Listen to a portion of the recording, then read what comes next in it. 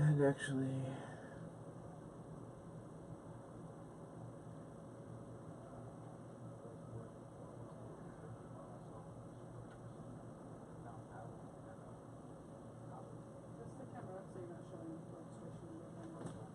yep.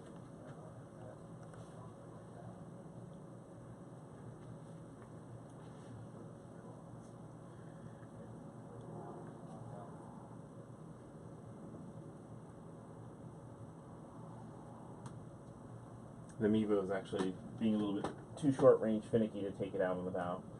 It needs to be close to the hotspot, so you got the living room and right about there. But it's a start. 568 people. As you can see, the hurricane force winds are blowing past. No, they're not. We are in the calm before the storm.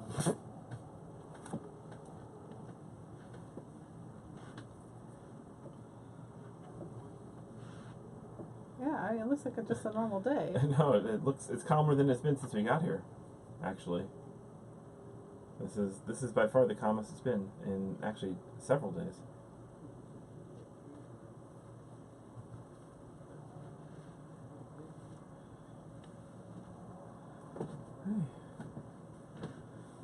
We're just going to give it a moment for folks to join us, but welcome to Tavernier, Florida, in the Upper Keys. We have been making our way northward out of Marathon after Hurricane Irma, and now we get a visit from Tropical Storm Philipe, just named this afternoon, and his path just adjusted. You go right over. To go right over us this evening. So the worst of it will be overnight, probably around 2, 3 a.m. 2, 3, 4 a.m. Yep. Yeah. Yep. So this is definitely the calm before the storm, but we should start getting some winds and rain picking up here perhaps while we're video casting, and we can join you with it. But we thought we'd just hang out with you guys. We will be back on camera in just a moment. We're getting some stuff ready, but enjoy Community Harbor. Swing through the glass here.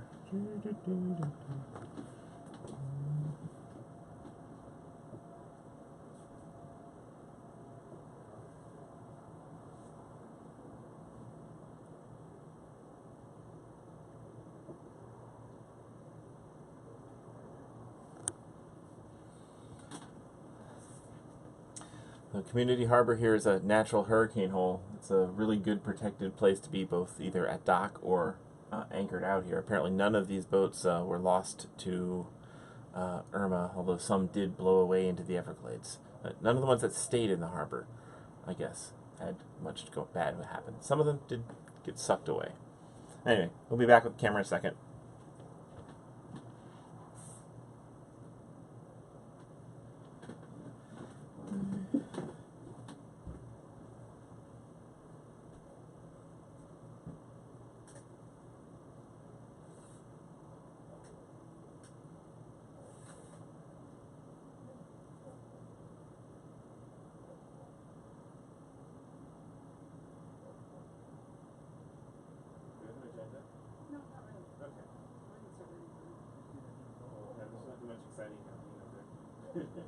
You're monitoring the chat.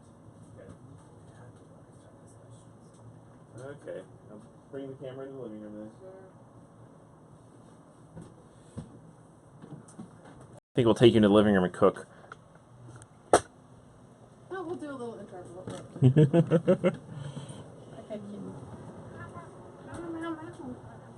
Okay, I know. I woke you up from your nap. Okay, baby girl. Why don't you come over here and nice fluffy pillow?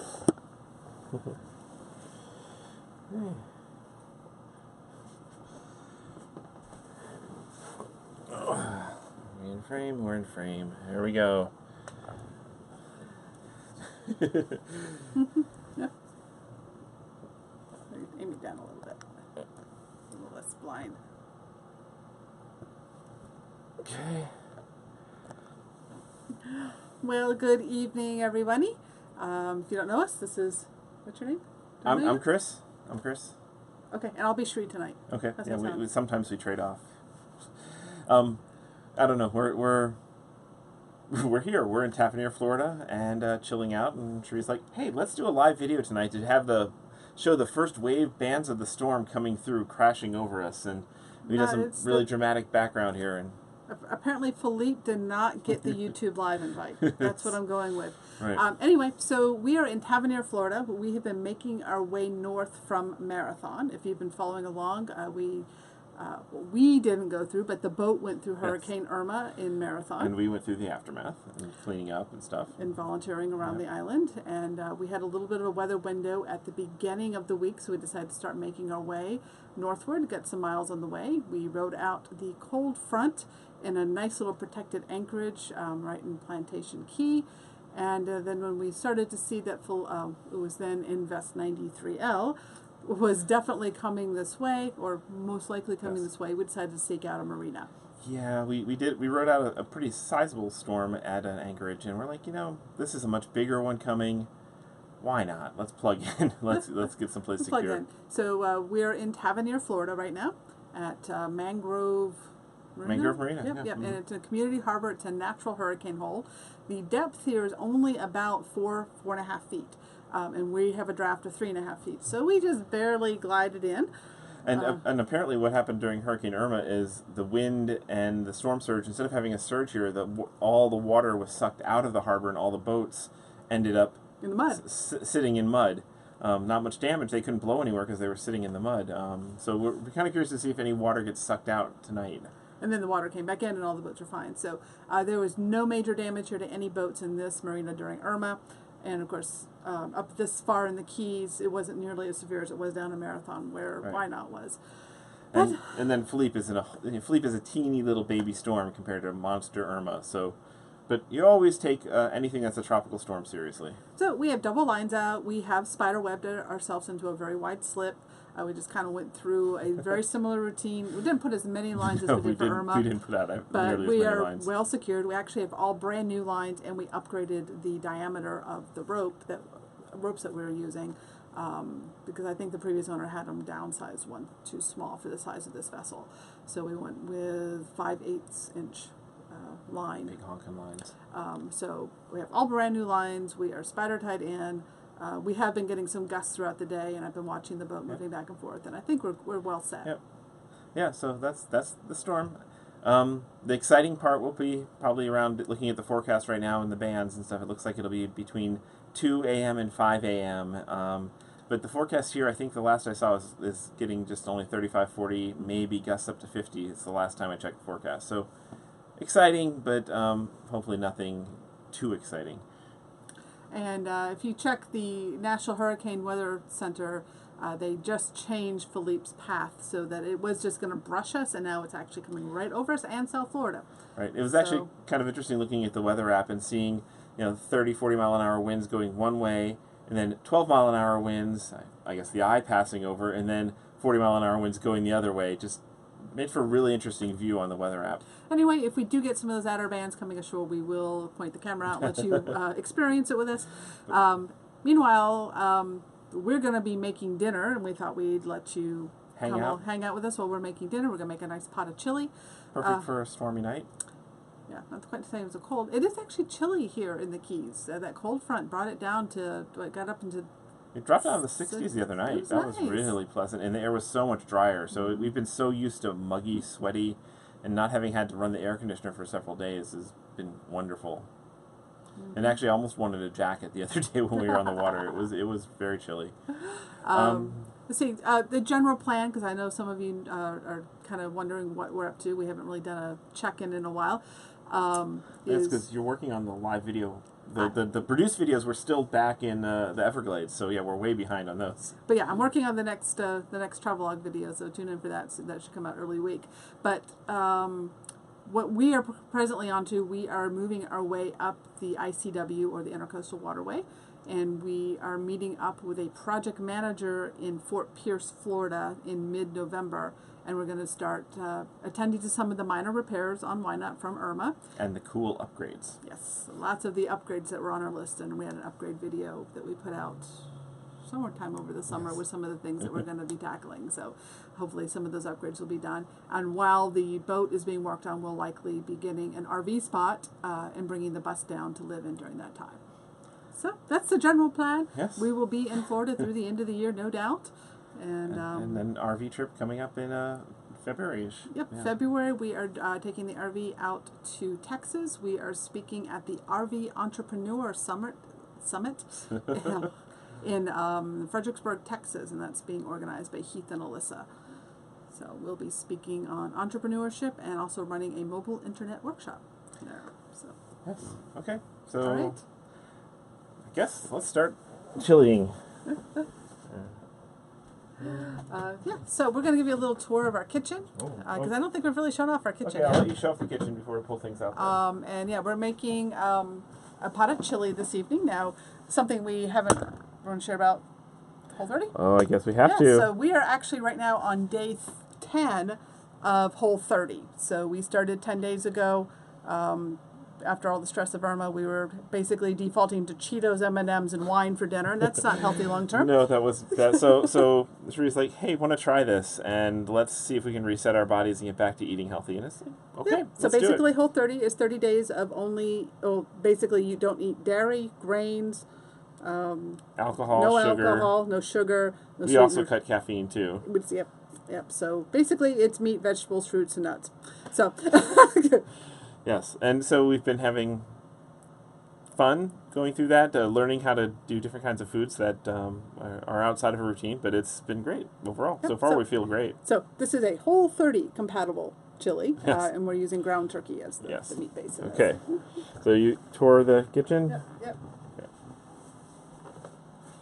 All right. You want to show it off, or do you want me to show it I off? was gonna, Oh, okay. yeah, I was gonna camera You're the one cooking. Well, yeah, I know. This was before I start pulling things out. I'll let you tour, and then you can film me Right. cook. So one thing we really loved about this boat was the layout of the galley. They don't call it a kitchen on the boat, and it's a nice wraparound kitchen with a double sink. It's really got great counter space. So it's been. What are you doing? I'm getting a wider angle to show off the counter space. Okay. So it's got boaters usually refer to a kitchen as a 1-butt or a 2-butt kitchen, or at least our training captain did. This is kind of a 1.5-butt kitchen. I think we're both comfortable being in it, preparing food together, but it's better for one. Well, because the entrance is a one Yeah, butt the one- entrance because the fridge is Definitely a open. one, and the fridge, does block a little bit of it, but it's a really nice layout, especially for a boat. Definitely larger than the RV, our RV anyway. So sound is an issue. Okay. We've got a dual hob induction cooktop. In this, one of the projects that we hope to find a carpenter to work with is we'd like to redo this piece of the countertop, get rid of the Princess oven because we replaced the microwave with a convection microwave oven. So this has been serving the purposes for all of our baking and cooking needs. And then we use the induction cooktop, and right now it's just a countertop, but it is designed to be also a set-in. So we want to redo the countertops and have that set-in and get some more counter space over here. So that's one of the project upgrades that we hope to tackle fairly soon. One way that when we're looking and shopping at boats, and this is true for RVs as well, is I look at the sink if that vessel is liverboard or full-time compatible. If you can fit a plate or a pot or pan in the sink, then it was designed for someone who's actually going to use it. If you can't fit a plate in the sink, then that vessel was designed for recreational use where they're assuming you're eating on paper plates or getting takeout or having s'mores. So that's one way that I look at a kitchen when we look for our mobile homes. And first thing we did on our bus also was put in a larger sink for that reason. Anyway, we're going to get out. We have a nice big storage cabinet over here. This is where the wine usually goes, but we have no alcohol on Whole30, so sorry, no wine tonight, guys, but doesn't mean you guys can have wine. Please drink for us. And we are going to be using the Instant Pot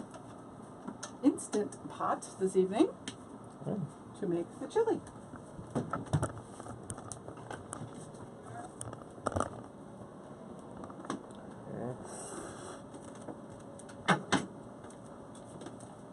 And I guess you got some prep to do? Yep. Let's start chopping and prepping, and you can hang out. I am going to go grab my laptop so I can get the questions over here.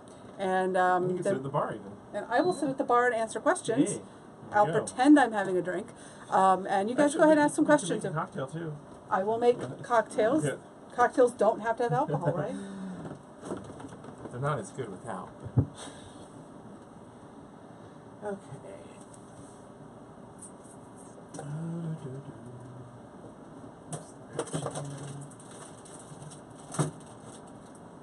Chicken breast.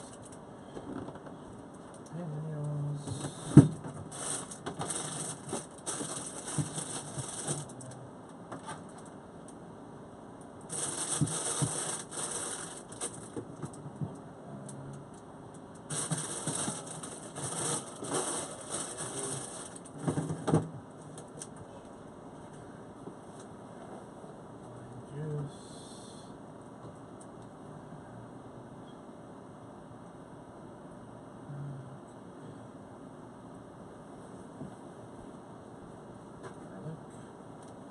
Garlic important.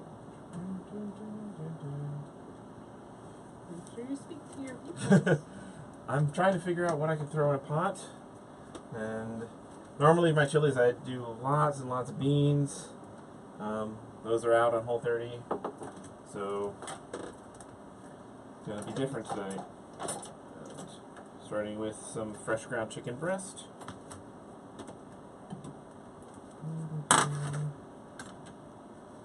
Don't know that this is going to be Cooking show caliber. or a winning recipe. This is just what we do.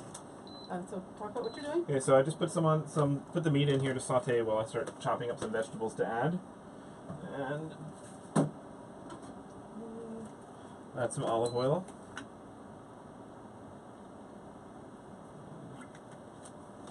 Someone asked how much are our mooring fees. So we're actually dockage here.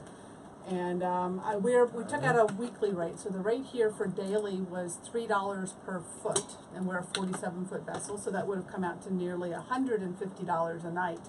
But their weekly rate was $8 per foot. And so that came out to, with taxes, about $400. So we figured, we knew we were going to be here more than 2 nights. So it made sense just to do the weekly, and that gives us the flexibility to leave when we feel the weather is right. Yes. Yeah, it's kind of great that if you're staying more than 3 days, it's basically free to stay a week. If you consider $400 for a week. Well, yeah. No, to stay the remainder of the week. Yes. So definitely dockage fees, especially in the Keys, are a lot more expensive. So $3 per day is about what we're finding is normal in the Keys for a daily rate. And then we're finding that somewhere between $20 and $25 per foot is ideal for the monthly rate. So for our vessel, it would be probably about $1,200 to get a monthly slip in the Keys. So you have to consider it is a tourist destination and a high demand area. Some jalapeno just went in.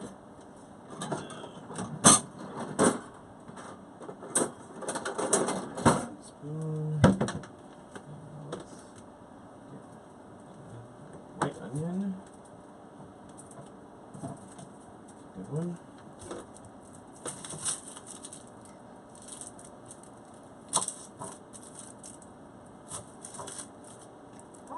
Oh, okay. Just chopping up an onion.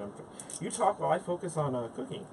So you're supposed to be showing them how you cook. Well, yeah. I'm chopping up an onion. There you go. Someone asked, do we have a national parks and BLM pass? So we don't currently have a national parks pass because we're on the boat, and there's no national park that I know of that requires an entrance fee for boats to go into, so it doesn't make sense for us to keep one this year. Not here anyway. Yeah. Because we're not seniors, we don't get the lifetime one, so we have to pay by the year. Hey, I'll be happy to not. We got a few years before we qualify for the lifetime pass. But when we are RVing and we are going to national parks, we will pick one up at the first national park we go to that year, and then we'll have it for a year starting at that time. If we think we're going to be cruising national parks. But in all honesty, we tend to avoid national parks at this point. We've been on the road for 11 years, and we found that national parks tend to be too busy for what we like, and we tend to more like the national monuments and the smaller parks. National parks are amazing in the shoulder season. Is by far the best time.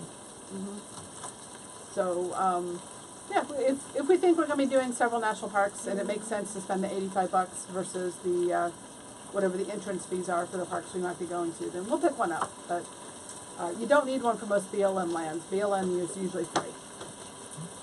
And I just put in a green pepper and a yellow pepper, and I always save some of the pepper. Don't cut it all up and saute it. I save some to add right before you serve it, so you get two different textures in the chili.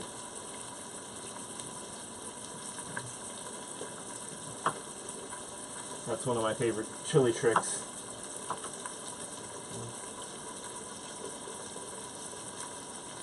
Someone would like to know if we like our Instant Pot.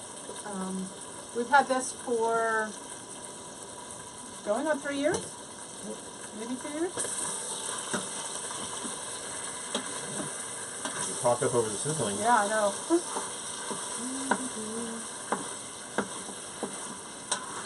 Yeah.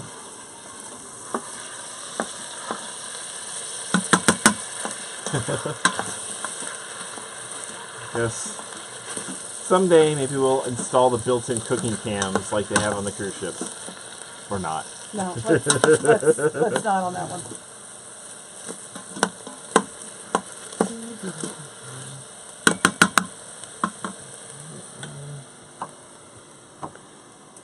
Yeah, we use our Instant Pot quite often. It is a electric pressure cooker, if you're not familiar with them. I think every RVer does know about them by now. They've become super popular. Yes. This is the Bluetooth model. We got it when it first came out. We got it. It was basically the same price as the regular when it was like a pre-release that we got on it on. If I were buying it for new, and in fact we bought one specifically for the bus, we went with the non-Bluetooth model. We found the Bluetooth control was not really useful. Yeah, it's cool to have it, and every so often you can like pop on and check the temperature and the time from across the room. But you don't basically do that just to impress friends and guests and stuff. You don't actually do it for real. No. So we skipped it on the one we bought for the bus. Yeah, so we like it. We liked it enough that we bought a second one. So we had one in the bus and one in the boat. But yeah, we make stews, chilies, curries. We usually always make up a batch of shredded chicken to have on hand for quick meals. Yeah, it's good for so many things. You can make yogurt in them. We've never done that. No. We should. Not while we're on Whole30. That's dairy. I boil eggs in them. It can be a rice maker. It can be a slow cooker mode. Right now it's in saute mode, and then he'll turn it into Instant Pot mode or pressure cooker mode here in a bit. So it's a really versatile tool that can do a lot of things in a small space. So a lot of our viewers have taken to it, and a lot of people ask, well, is it boondocking capable? And the cool thing about it is once you have it closed and the pressure cooker sealed, yes, it uses a lot of power to get up to temperature, but once it's there, all the cooking is done with that built-up pressure and heat. And so overall, we found that it doesn't use as much energy as other methods might. And so, yeah, but you do need to have at least an inverter or a battery system that can support it if you're doing it off-grid or without a generator.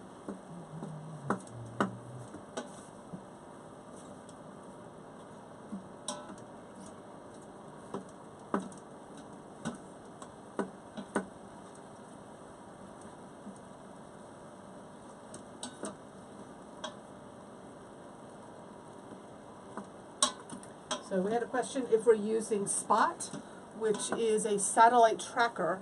We actually went with the Garmin InReach. So we went with this one because we wanted the two-way communication on it, so we can actually send a message out and receive messages on this. And we can also get weather updates on it, and it does the tracking as well. Our patrons, I know a lot of our patrons are along for it, have access to track us on this on our journey. So our patrons are tracking us along. They get to stalk us live every time we move. They get to know exactly where we are. So if you're interested in becoming part of our more close-knit community. We did start a Patreon back in August, and it's been wonderful to have kind of a behind-the-scenes area to share some of the things on the road. They generally know what we're up to before we do.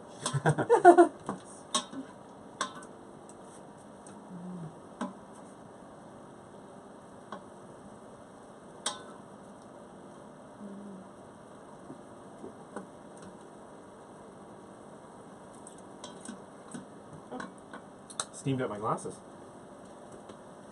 So one of the questions was, how is the rebuilding going from Hurricane Irma? And I'm assuming you mean in the Keys in general. Marathon, definitely, we were there for about 6 weeks after the storm. And it got to a point where it became normal to have debris up to our shoulders at all times when you walk the streets. But it definitely, day by day, it was getting better. They were making a ton of progress. It's just, particularly right near us, where we were docked, is where they're starting to bring all the sunk boats ashore. They had all the barges and cranes pulling them out and then just piling them up in this big field near us. So our daily walk was walking past a dozen sunk boats that were all somebody's home. So that was emotionally draining too. Mm-hmm. It was, and but there is progress being made there. We're also starting to burn the debris a couple days before we left, which was causing really bad air quality.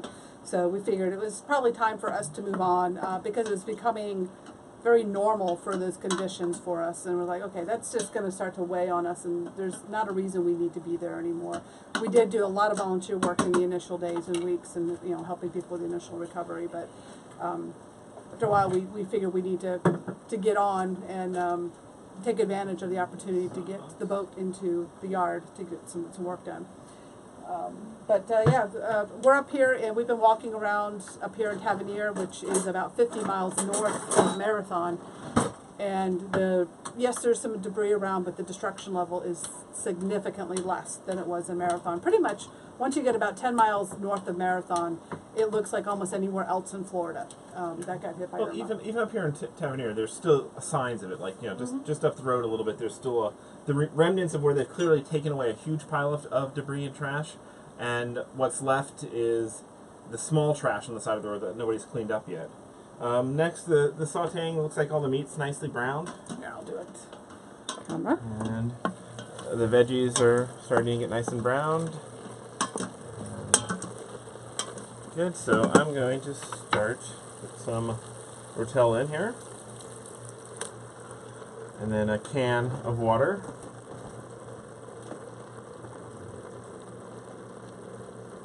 This is our filtered water over here. Oh, yes, we have a bar area over here. It's got an ice maker and another sink. We have 6 sinks on this boat. Water, and chili powder.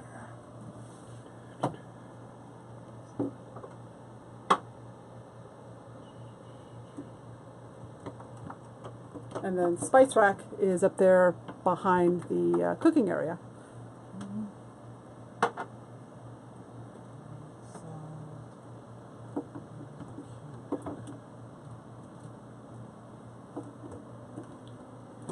It's hiding for me. So just basic chili powder, nothing too fancy. Oh, that's a lot of chili powder. For a pot of chili, yep. And cumin does wonderful things to chili.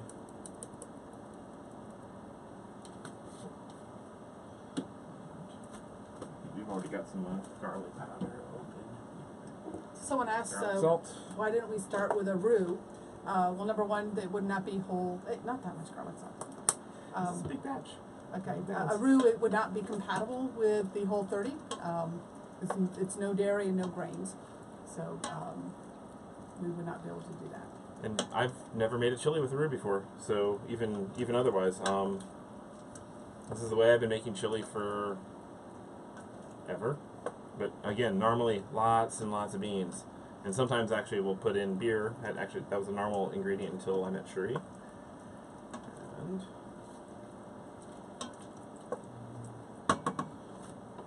we don't have any tomato paste on board, so picking it up. So that would be tomato paste would be another thing I'd add right now, but a little bit more water.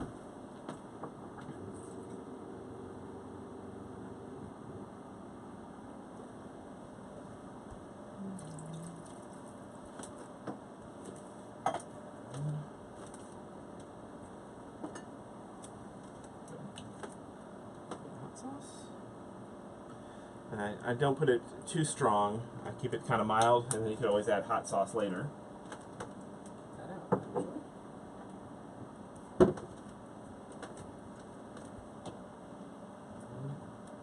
little bit of lime juice. That's another good thing.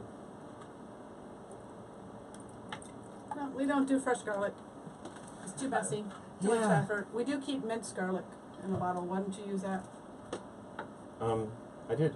Okay, yeah, he already used it. Yeah. I use the bottled garlic, but yeah, the fresh garlic is a pain to work with, and I don't know. And then it sits We're around. not chefs. If you're expecting us to be professional Yes. chefs, you got the wrong channel. If you want to join us for how we cook, hey, welcome. Yes. Oh, it smells good. Okay. Anything else I want to add before we seal it up? Let's see. Oh, I wish I could put some beans in there. No beans.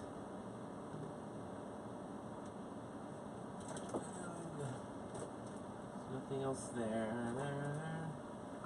Right. I guess this will be what it gets to be, right?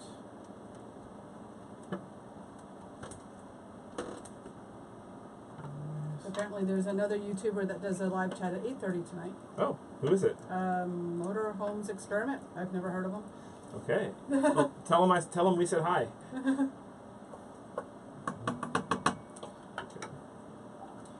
And now we start to seal the pressure. So I turn off the Instant Pot because I'm changing modes. Close it there. Make sure this is from vent to seal so that it will seal. And then I'm going to say chili and defaulting to 30 minutes. That should be plenty. Awesome. That make gives it us good. about 30 minutes to hang out with you guys. And make a cocktail. Yes. So someone asked, do you ever put coffee in your chili? And Chris is anti-coffee, so it ain't going to happen. Yeah, that's an interesting idea. I'm open to trying anybody's chili as long as it's not a mushroom chili. I love going to chili cook-offs and just tasting all the huge variety of what can be made.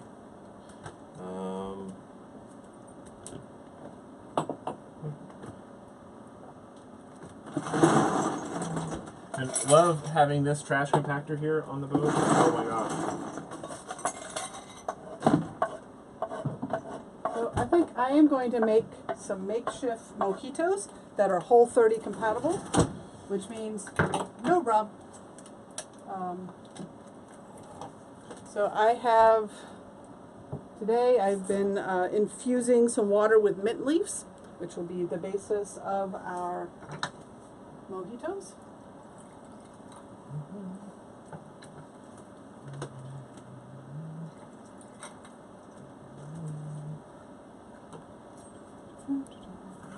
I almost feel like we need the air conditioner now.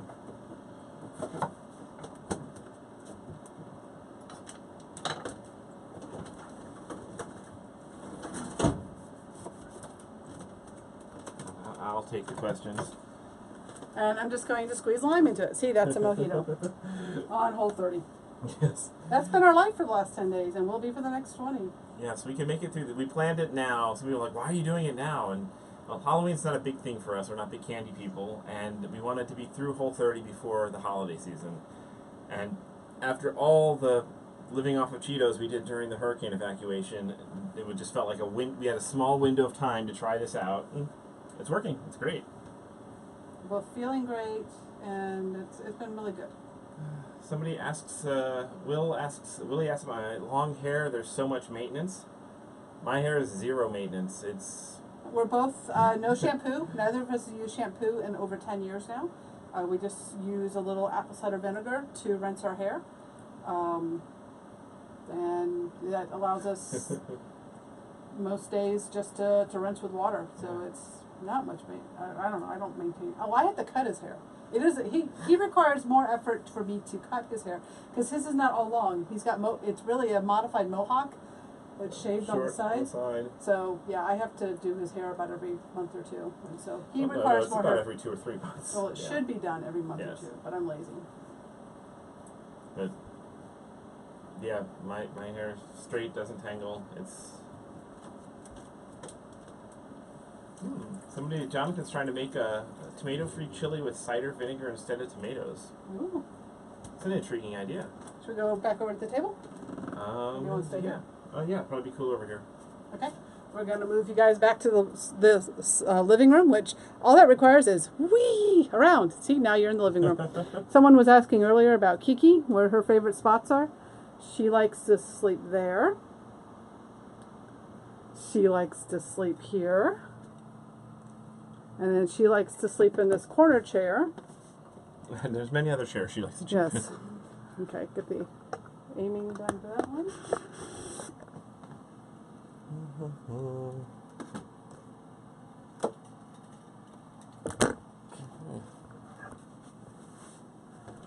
Actually, I'm going to plug in the Mevo too because it's going to be wanting battery soon.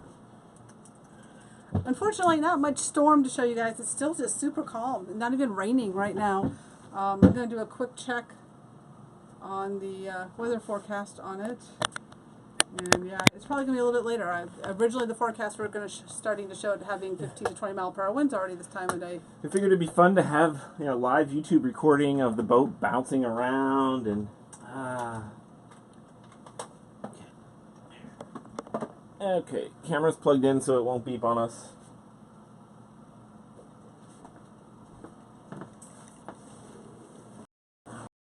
So okay, connect.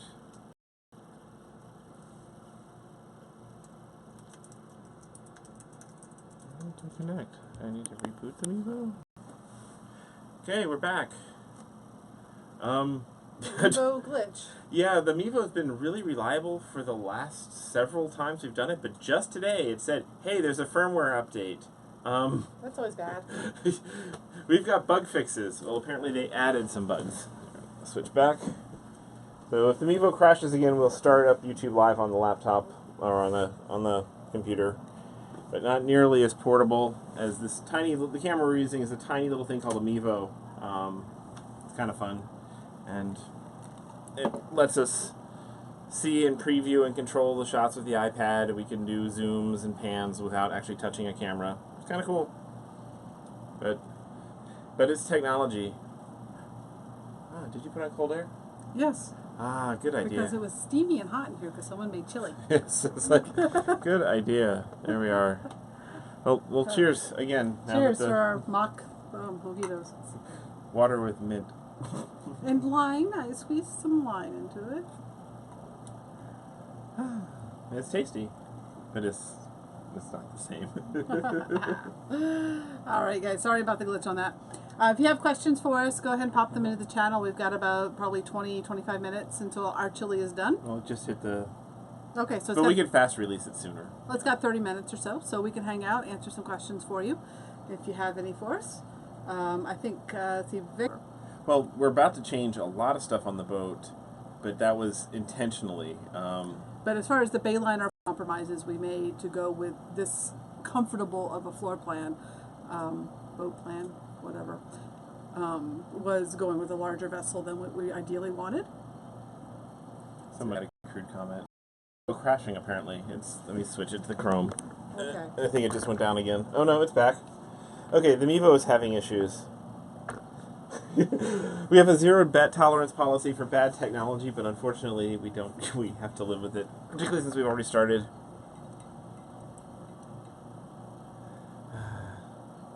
So, because we're intending to do monthly stays in a lot of places along the ways, and checking out the cities that we visit and getting to know them, having more of something that feels like a small condo on the water that moves has been wonderful. So it's really made it comfortable for us when we've done our extended stays, and it's very comfortable. And this is something I really hadn't I had considered, but not as much, as when we're at anchor, especially without places to get to land easy, is this is our little island. So having the extra space has really been wonderful, I think.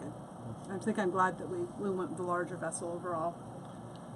And it seems like that some people are reporting they're still seeing Mevo issues and lag and audio stuff, so the video Are we sounds out of funny. Wi-Fi zone? No, I mean, we've got good Wi-Fi here. It could be Verizon might be dropping, but I think the Mevo has just been acting a little strange. And let me switch seats with you. You keep talking on here, and I'll get Chrome set up to switch to using your laptop to broadcast. And Okay, so and he's going to take over the channel. He's going to try to make it so we can broadcast from the computer's video and continue on. That's tech on the road. Mm-hmm.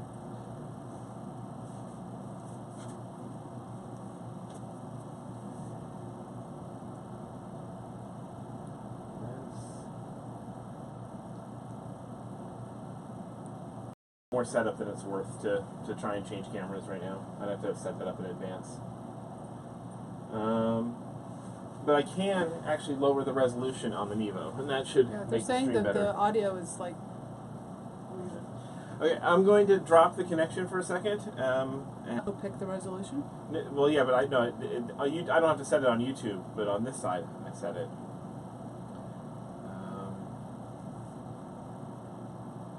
Wave your arms around. There you are. Okay. Somebody actually mentioned that it's the storm interfering with Wi-Fi, and it actually potentially could be. Not so much interfering with Wi-Fi, but just interfering with connectivity on the keys. The storm's already hitting parts of the keys. Yeah, that is a possibility. We did a speed test before everything started, and it was plenty fast, but yeah.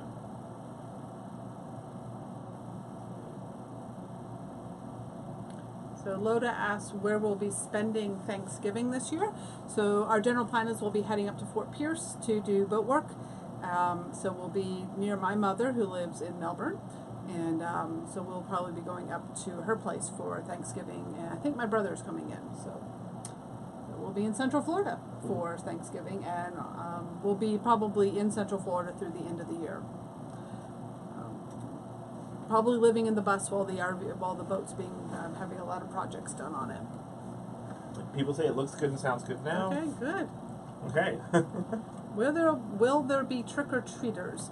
So at our marina is a lot of liveaboards. I have not seen any kids here, but the adults here are pretty childlike. In fact, when we pulled in, one of them actually gave us candy, and we had to explain Whole 30 to him and why we couldn't have it. But so I think trick-or-treating will probably happen here. There'll probably be some shenanigans because it seems like a pretty fun crowd that we're amongst, a very social crowd. It's kind of fun to be in a social marina. It's our first experience with one. Yeah, the happy hour happens outside our deck pretty much every day, which is taking some getting used to. Do we want to stay here or move back to the couch? Actually sit, I guess. Okay. So we have a question about the window covering. So let's show those. Demo them. So these are pull-down blinds, pleated blinds.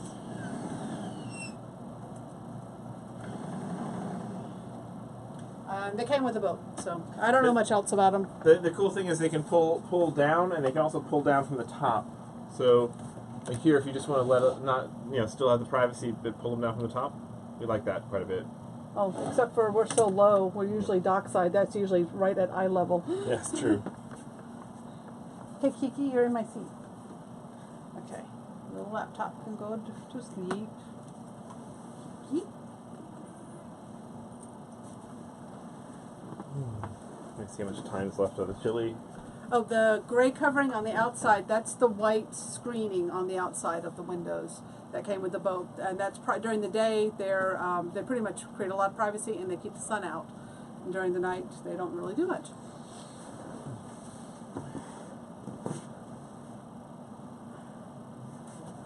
Where is the bus now? The bus is stored in Central Florida, so it'll be very close by when we get up to Fort Pierce. So we'll be able to quickly go get it and move it into an RV park near where we'll be doing the work on the bus. So that is all in motion. Yes. Hey. Nomadic Dreams wants to know, wondering how many subscribers you think I should have before I do a live feed. It really depends upon how many people you want to come to it. I don't know. YouTube only recently did the live feed thing, or where it's become easy to do. So Yeah. we've only been doing it on YouTube for the 4 or 5 months. So I don't know if there is a secret formula. We're not about number of viewers or number of subscribers. We're about having fun. And we're not like a lot of other live vloggers who have a set time every day where they go live and stuff like that, where they can build up a big audience. We just say, whoever happens to be around, we're going live. Here we go. Sometimes, I guess we announced this one an hour in advance, or To our patrons. 2 hours in advance to a certain mailing list of our VIPs, I guess. Our patrons. Uh-huh.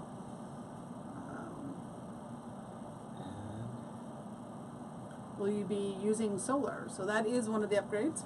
Yes. Oh, so cause when we spend our last few days anchoring out, it's love anchoring out, but we hate being generator dependent, and so looking forward to solar. We've got a system designed, and we're hoping to be able to tackle it when we do everything this next month. Yeah, so we were actually about to gear up for a solar and lithium battery upgrade in Marathon. We're working with Salt down there, who is a marine solar expert. Bob Williams became a friend of ours down there. But Irma kind of put the kibosh on that. So we might still be acquiring the panels from him. Yes. The day we were supposed to have the follow-up meeting to finalize the solar design and how we were going to mount everything on the Bimini was the day we ended up evacuating. So that project got postponed, but looking forward to getting back into it. Let's see. Someone asks, going to join you in some wine. We're actually having mint water with lime juice. But please have wine for us. Yes, so if you missed the opening of the webcast, we're on day 10 of Whole 30, which means no dairy, no sugar, no beans, no grains, no alcohol, and we also went with no caffeine. We're doing a reset because the stress of Irma was causing us to eat Cheetos, M&Ms, and wine every night for dinner, which is not healthy long term. Not quite that bad, but it was getting kind of bad. Yeah, we're on the path to that. So we're doing a reset with Whole 30. So basically, it's meats, veggies, fruits, nuts. That's it. Yeah. And we're on day 10, and we're still alive. So that's a good thing. Yeah, like a couple days you have headaches and stuff while you're transitioning, and one day you're really sleepy. But overall, we're doing good. Although day 10 and 11 are the days most people quit, so we just got to power through the next 2 days. Yep. Judy would like to know, are we enjoying the boat more than the bus? We're enjoying it more in the sense that it's new. Mm-hmm. I wouldn't say, there's trade-offs between both, and we love both. And we're really looking forward to getting into a pattern of splitting our year between both. Right, because that way each side will always keep its newness, hopefully. And I'm looking forward to a bus trip coming up, and one of the upsides of the evacuation was it got to take an RV trip, and that was kind of fun. Yeah. We didn't like the rushed nature of it, but love the bus and love our boat and love both. Yeah, the boat is a lot of fun. I really love the space. But when we get back in the bus, it feels like home too. And I love that we get to explore things on land and be close to walking to things. But on the boat, I love that we're in a dock. We're usually in walking distance of downtowns and city centers, and we don't get that as often in the type of RVing that we enjoy the more. So it's good to mix it up. So yes, we're enjoying it all. And that's what life's about, right? Yep. Is the vessel diesel? So yes, the boat and the bus are both diesel. The boat has twin Cummins 360s or 370s, Yep. and the bus has a Detroit diesel 8V71 two-stroke engine. So we're getting adept at both types of two-strokes and four-stroke diesel engines. Rebel Rob, okay, don't want to jump out of order here. Let's see, we'll try to get this out. Okay. Any new plans on upgrading the Bimini? I'm assuming Bimini was Bidney. Yes.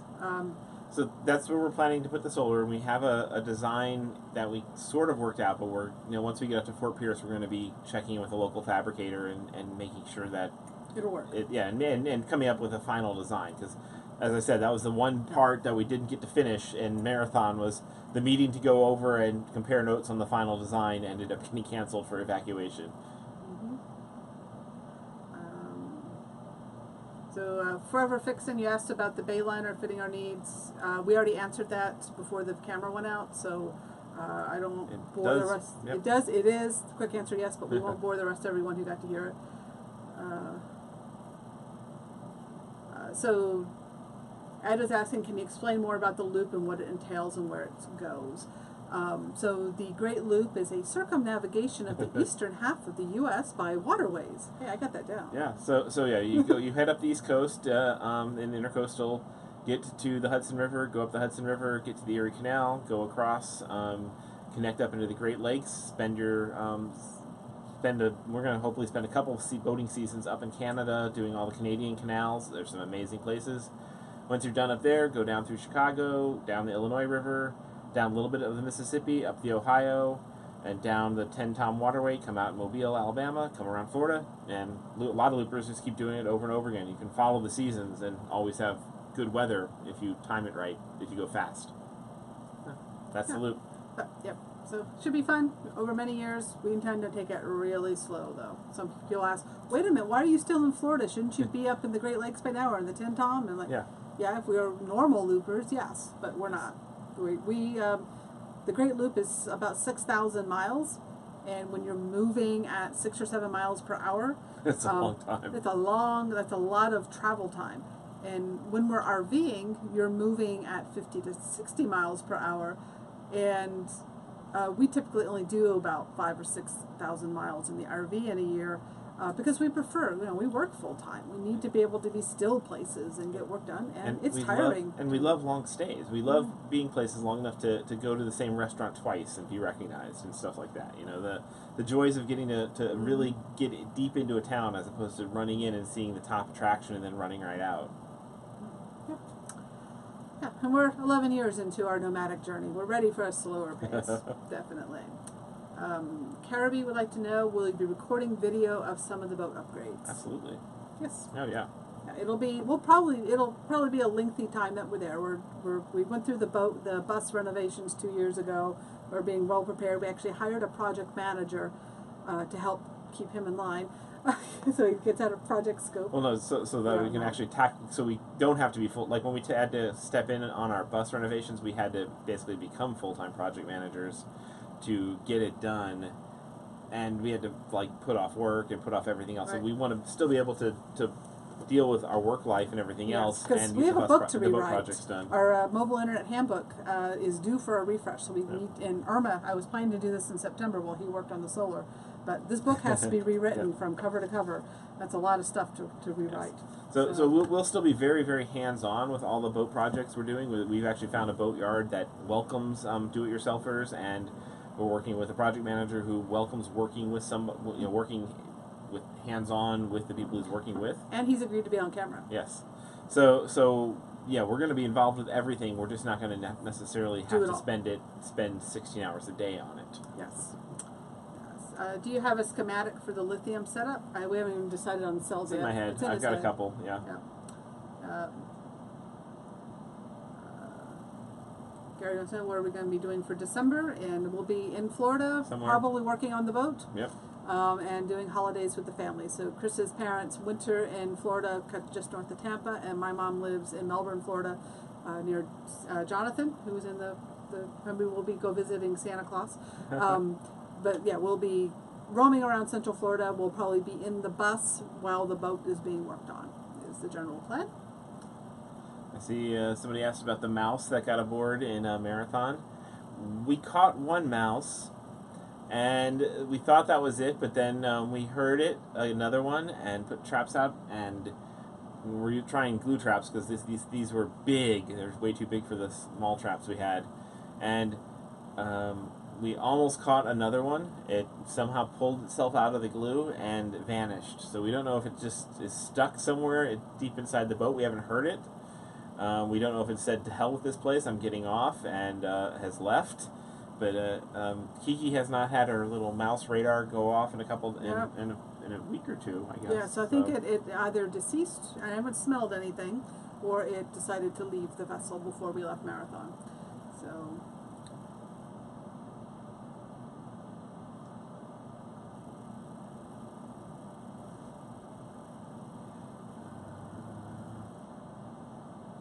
Any other questions, really? Okay. Nothing that love the drone footage, yes.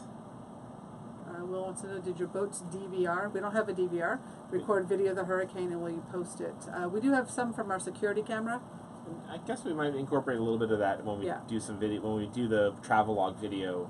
Travelogue. We also have a video that we filmed that I still need to put together on the preps that we did for the hurricane. So we do have a video coming with what we learned about hurricane preps and what we think saved the boat, which, by the way, was luck, not anything we did. Combination with, yes. But the footage doesn't show too much, just because just the way the camera was and the angles, and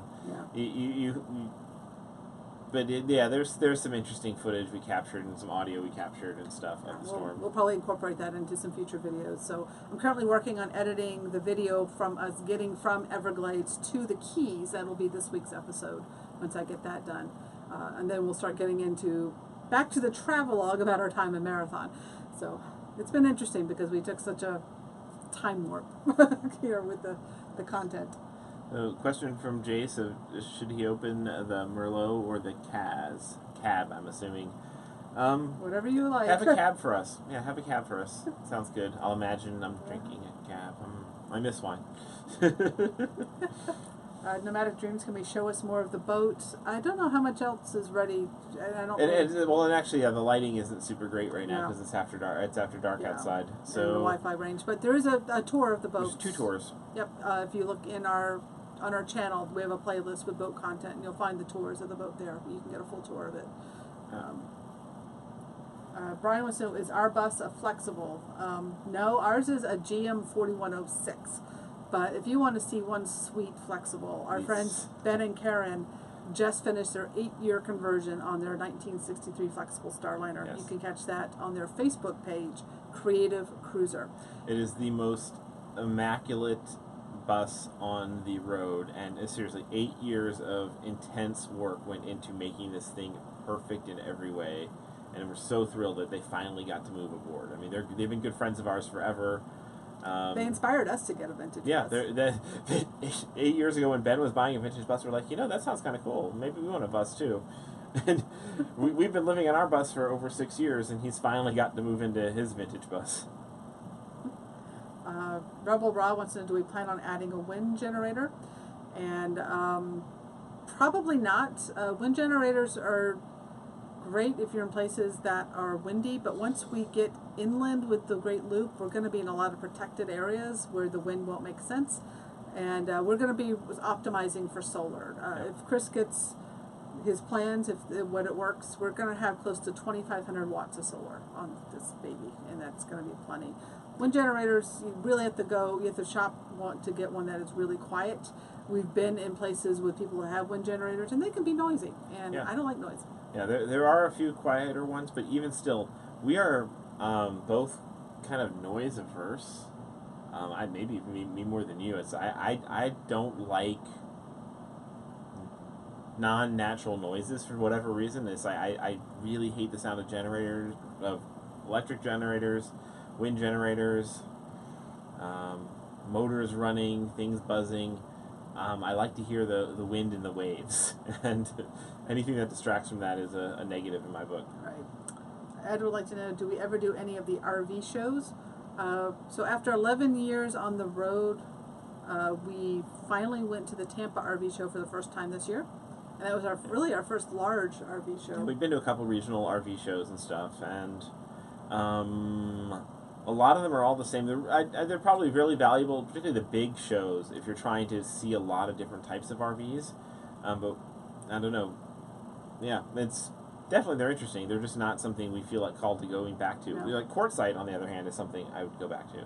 Yeah, that's more social, and then there's like this tent thing that Yeah. you can go to, but it's more about the social activities happening in the very desert areas. And I guess particularly a lot of the more regional RV shows are just basically they're just dealers selling stuff and showing off stuff, and most of the RVs that impress me are the ones that you don't buy through dealer networks. You know, the stuff that comes either straight from the factory or from more like, you know, one-off specialty places and stuff like that. The cool stuff isn't going to be at those general RV shows.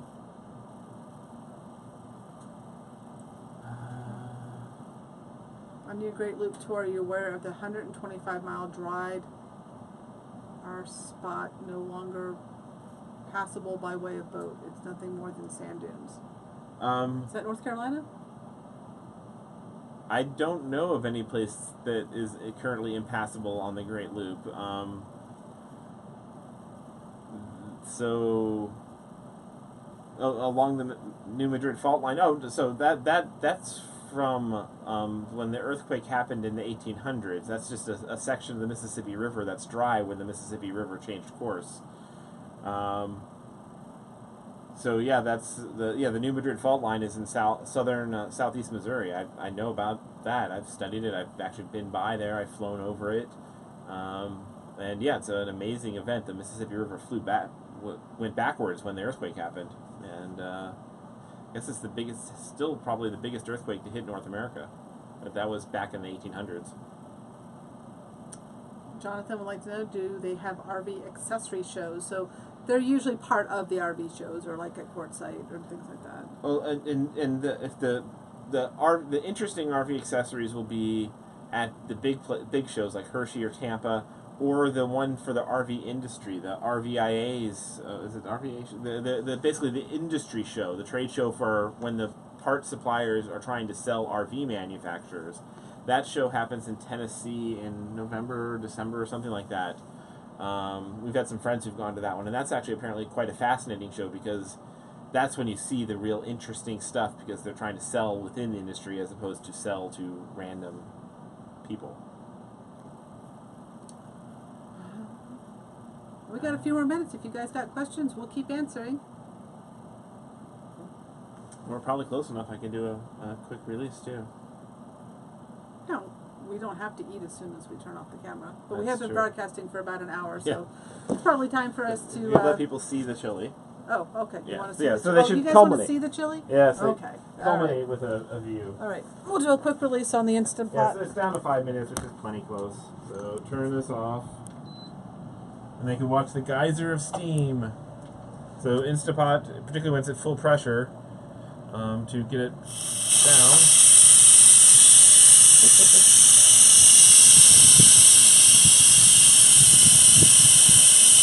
Smells good? Good. It's all good.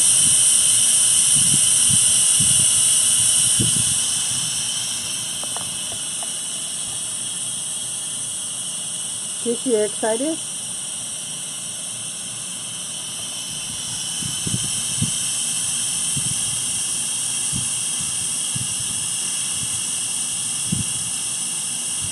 This is the non-instant part of the Instant Pot. Is Yeah, so we're waiting for waiting- the pressure to go down. Waiting for this little button here to drop.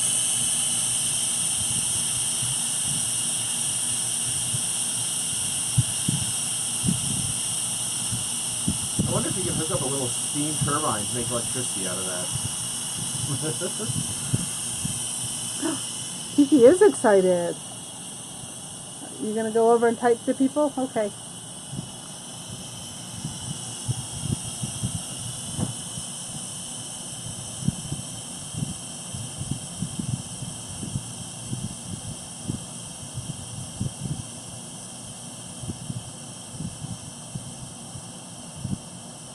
Getting close. Oh, I just felt a gust of wind. Ooh. Okay, maybe the storm is arriving in time for dinner here. The boat just did a rock like this and shook to the side.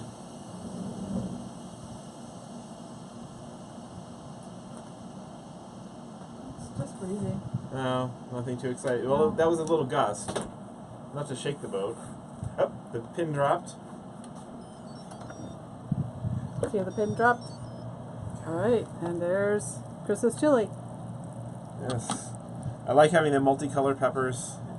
Makes for a festive thing. And now we're going to put melted cheese. No, we're not. Melted No, cheese. no cheese.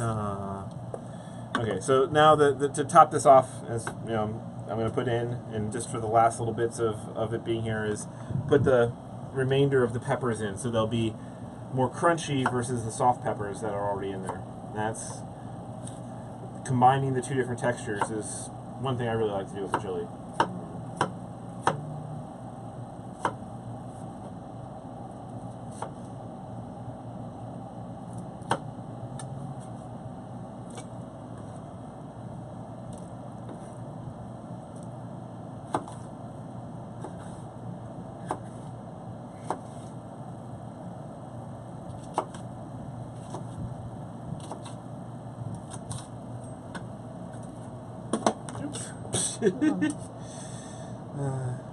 See, we're not chefs. No pro knife tricks here. Okay.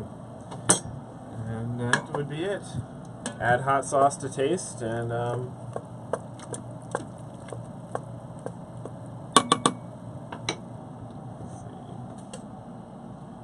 yeah, it's not nearly as thick as it would normally be because I didn't have tomato paste and we didn't have any corn masa flour to put in, or because that would be not Whole30, or beans. You know, all the things that normally thicken up chili are not here, so it's not super thick.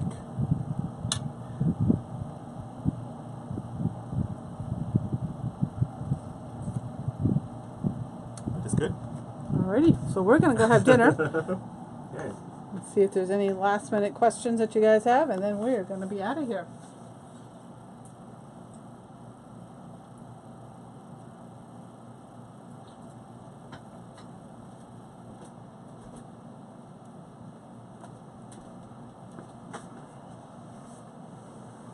Yes, ground chili. So I don't eat mammal. So ground turkey is where it's at for me. It's as close as I get to it. Or chicken. Or chicken. Yeah. So we are going to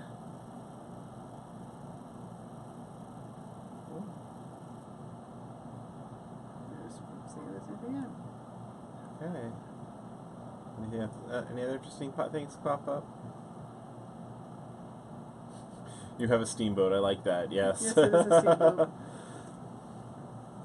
So, thank you for joining us as we await the arrival of Tropical Storm Philipe, Yes. who will be coming right over us this evening. Probably not. No, excite.